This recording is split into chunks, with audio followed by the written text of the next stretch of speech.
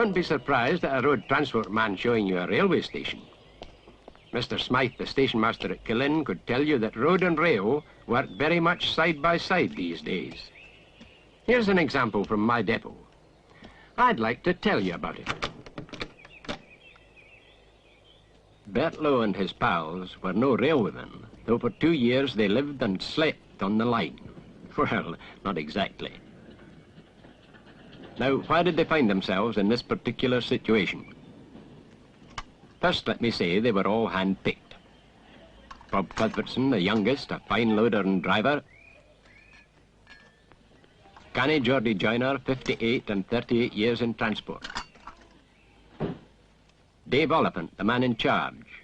They come no finer than Dave, looked up to by all, including many a customer. And Bert, who at 18 stone fills his boots. Cook and driver all in one. But most of all, a team who for 2 years lived and worked together. As I said, they were not there to run the railway, but the railway was an important factor in their daily life.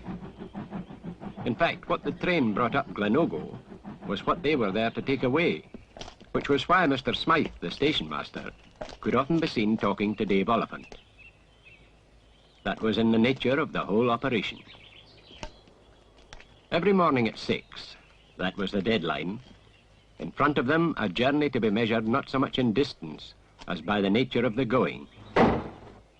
Myself, I've been in transport like Dave Oliphant since the days of horses, but I'll tell you this was the toughest job I'd ever assigned a lorry to. Loading was always done the night before. They knew every detail of their job. They had faith in the vehicles they were to drive and in the service and maintenance that backed them. So once more, let's go. It's time to be away.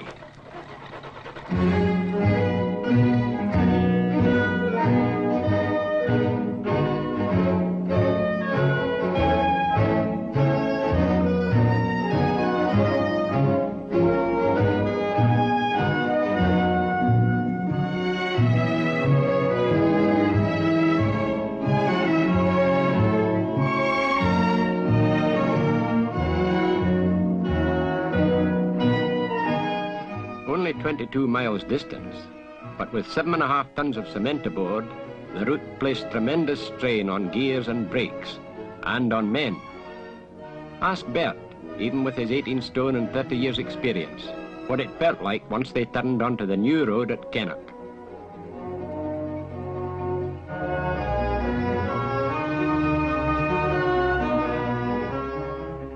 The road had been specially built, but without much thought for the vehicles that would be using it. Still, it was a road, and Scotland needs them.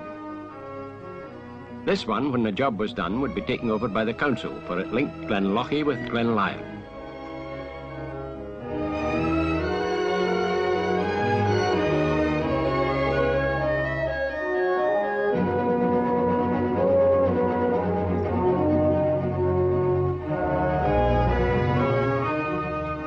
Or you might ask Dave. Only a man who's driven vehicles since the days of oil lamps could tell you what it means to lug 20,000 tons of cement up roads like this.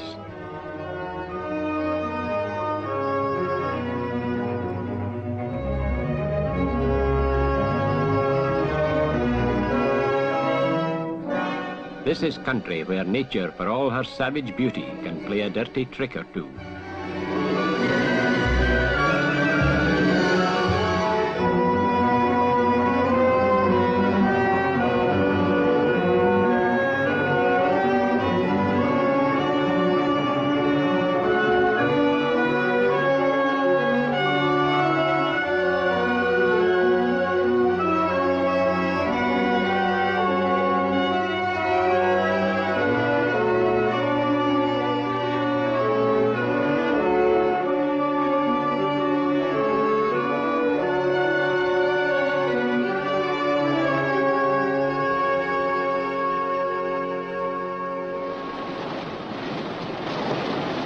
Aye, at certain seasons of the year it was rain and yet more rain, and this country was well designed to catch it.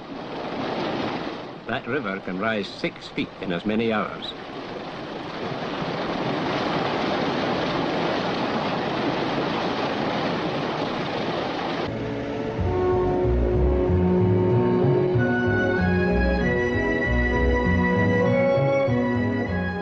No point in swearing at the weather, for rain was the very basis of the operation. Rain to be trapped and turned to power. Here was where they were heading for once more. Geora Dam, one of quite a few in Scotland's hydroelectric scheme. Everybody knows that dams are made of concrete, and concrete from cement. Poor chappies of my acquaintance are very, very sure of that engineering fact. Ask any of the poor what their shoulders will feel like tonight after doing this return journey twice a day. Twice a day for 2 years, and not a lorry off the road.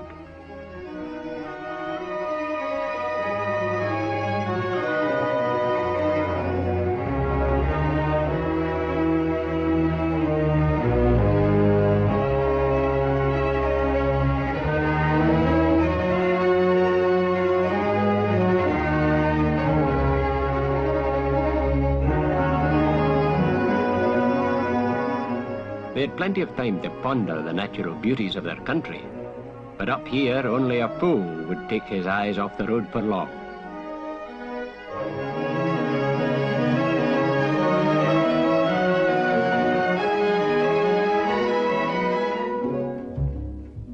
The folk up here have a saying that you can live without your friends, but not without your neighbours.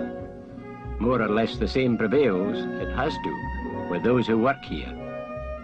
These fellows we got to know well, using a fast-dying skill to help the hydroelectric fit into the landscape.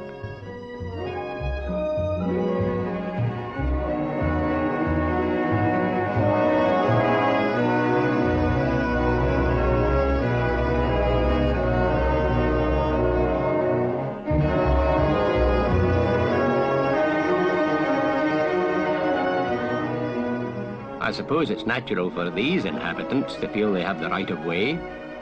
After all, the rules of the road are but an intrusion when you've never had a road. Norman Douglas, Edward of the Megerney estate, should be glad though. Nigh on 70, he's been in the habit of walking 20 to 25 miles a day on his own 2 legs. For Norman, it's back each evening to a bowl of steaming toddy. The dogs look as if they need it too.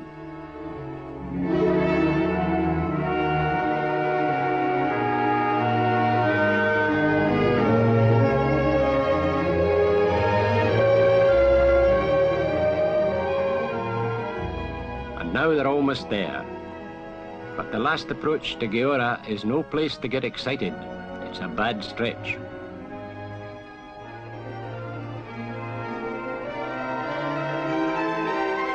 Still, in spite of hazards, well before 9 o'clock in the morning, Dave, Geordie, Bob and Bert will have another 30 tons of cement up at Geora Dam, and another load to come, 2 trips a day.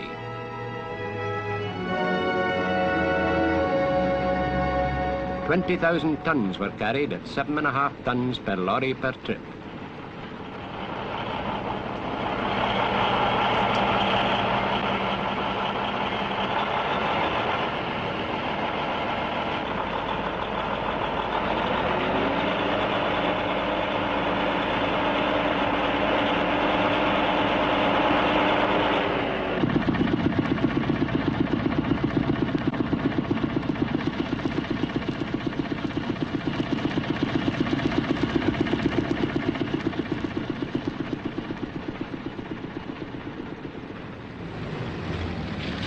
I myself usually arrive on a Wednesday in my little green van, and here I am.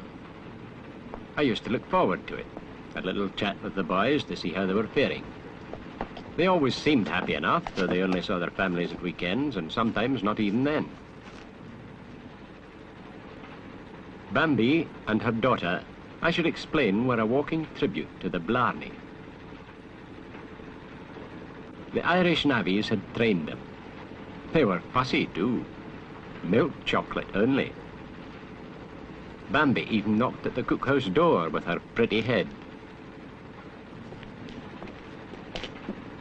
I had plenty to think about on these visits.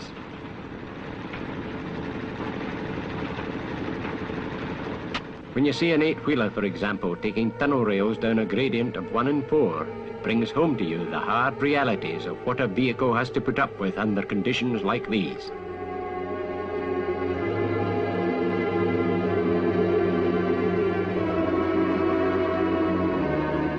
And that brings home to me what every driver knows and swears by: the need for expert and conscientious maintenance. A vehicle, like a man, responds to proper treatment, and without boasting, all our vehicles get what these are getting. Modern equipment in the maintenance depots ensures that nothing should go wrong. And nothing much did in these 2 years. Each weekend, half the vehicles concerned were greased, washed, and most important, the brakes adjusted. Transport brings enough problems when you're mobile. It's stupid to add to them with unnecessary breakdowns. Problems like this, for example. Another dam up at Lubriach, and also my pigeon. When these hydroelectric schemes are finished, that's not quite the end. There's plant to be removed. Competition is keen, but there's a lot of work to be had if you're on the spot at the right time. 2,000 tons of it right here. A hefty job which we discharged to the entire satisfaction of the customer.